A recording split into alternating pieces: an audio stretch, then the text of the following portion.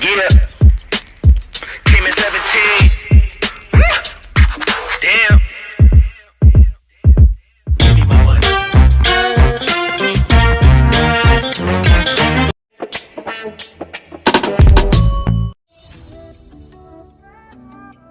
Revising for your NMC CBT? Is your NMC CBT exam date approaching fast? Then your revision is incomplete without the NMC CBT Complete video course. Written by a senior UK registered clinical nurse educator and an experienced NMC CBT tutor. The NMC CBT Complete video course includes easy to follow CBT courses focusing on the exact areas you need in order to pass your NMC CBT in one attempt. It also includes tips and tricks for the CBT exam, as well as tried and tested CBT materials and individual progress reports. Plus, our CBT nurses also receive 30-day access to a complete NMC CBT mock examination. Learn more at www.cbtnurses.com. The first module of the course is free. My name is Aimee Estrada. I'm a Carehome Manager from Newcastle County Down.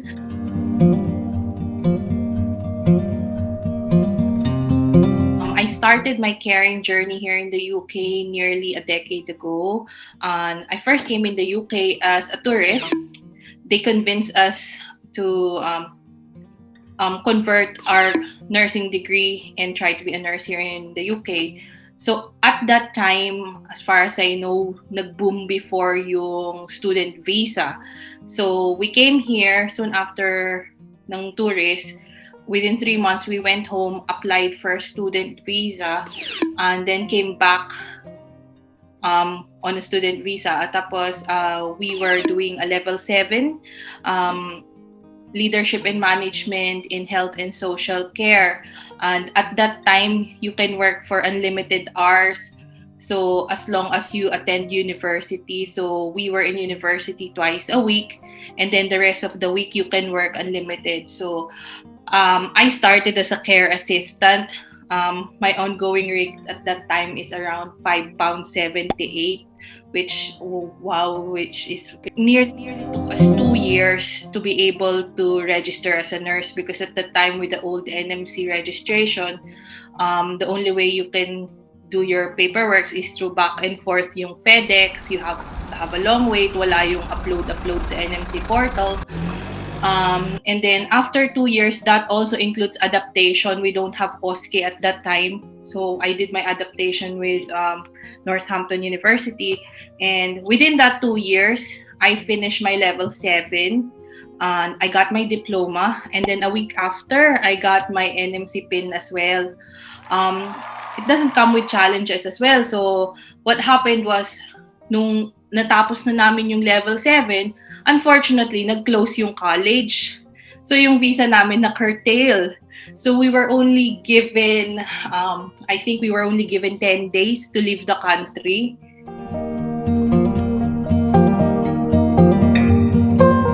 So within that 10 days, we have to find a sponsor. So the home where I was working then, which is a big company in England, tried to sponsor us. So syempre, nagbayad. And then, unfortunately, na-refuse yung na-deny yung visa namin kasi at the end, hindi pala sila pwedeng makapag-sponsor ng overseas workers.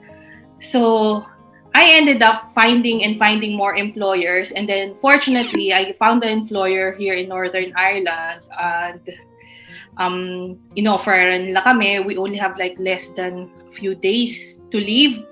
So, binigyan kagad kami ng COS, Skype interview, COS, and then nilakad ko yung paperwork ko sa Polo sa London Embassy.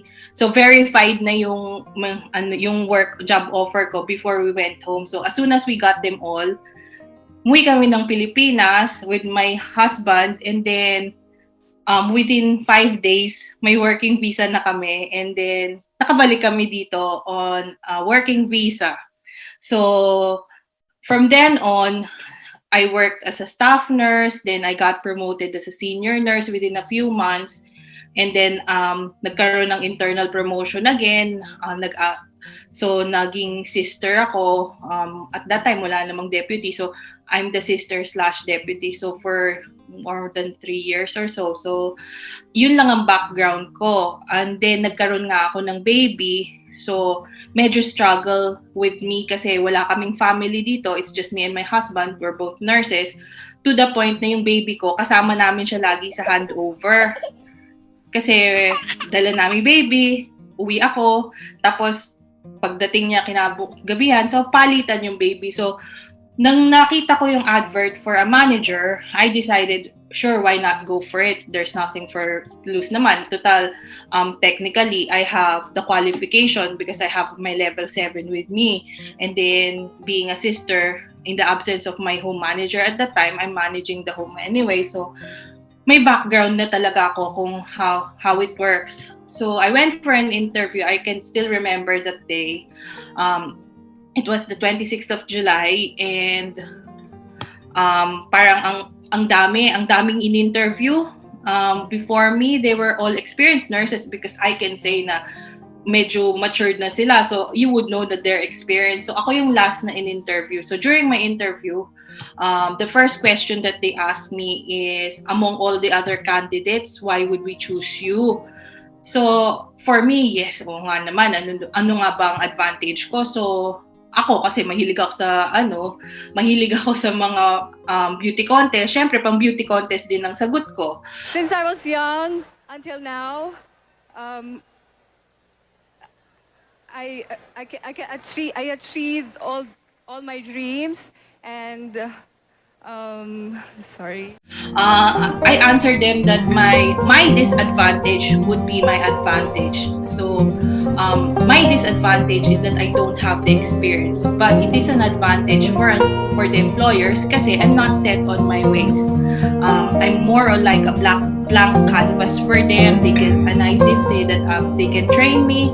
I'm willing to be trained. I'm willing to adapt dun sa needs ng home. And at the same time, sabi ko, with my generation, we're good with technology, and I think I'm very much aware kung ano yung mga computer, kung yung mga Zoom, yung mga FaceTime, yung mga WhatsApp. So, naging advantage ko yun. So, hindi akong nag-iisip na matatanggap ako. And then the following day, they rang me and invited me for lunch.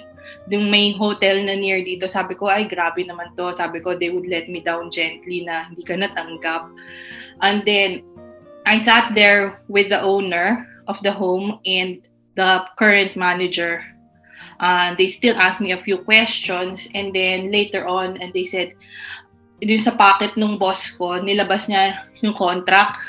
Sabi niya, Aimee, I would like you to join us in the team and you've been accepted. So, grabe. Parang tuwang-tuwa ako kasi syempre, oh God, sabi ko parang, thank you po Lord. So, tapos ino-offer niya ako, sabi, would you like some champagne? Would you like something to drink? Sabi ko, sorry po, I don't drink. Sabi ko, I'm happy na lang po sa still water. Okay na. So far, I've been a manager now for nearly 2 years. And I feel that I had a baptism of fire kasi 6 or 7 months into my post, nagkaroon ng COVID-19. So, it is really a challenge kasi, syempre, bago ako sa company, hindi nila ako kilala, tapos ganito pa yung nangyari. The other thing is, more daunting is, medyo established na talaga yung group of nurses nila. They have a full set of nurses who are all experienced nurses because some of them are deputy managers, ward sister, ward managers, and then yung kumbaga nag-time na lang sila, nag-leave sila ng NHS, they decided to work in a nursing home. So I have a combination talaga ng magagaling na nurses. So for me, I took advantage yung experience nila. So I don't have much experience, but I think I can have the leadership, and then I have the leadership part. Nagtulong-tulong talaga kami. So nung nagkaroon ng COVID, unfortunately, na-hit yung home namin ng late March. There were no guidelines then. So nag-brainstorming lang kami. So far, we had 4 residents na nagkaroon ng COVID. And fortunately, lahat sila naka-recover, tsaka hindi sila nag-spread sa home. So from March of last year up until now, touch wood, hindi na kami nagkaroon ulit ng outbreak. So far, yun ang best achievement ko. Always make sure to keep your feet on the ground and always respect others. Always respect others no matter what their position in life. If they're the housekeeping, they're the chef, if they're at the bottom of your hierarchy at work, it doesn't matter. You're all still the same team. You're all human beings. So treat everyone, respect everyone, and always be kind. So that's my advice for everyone. Always remember, Manong knows.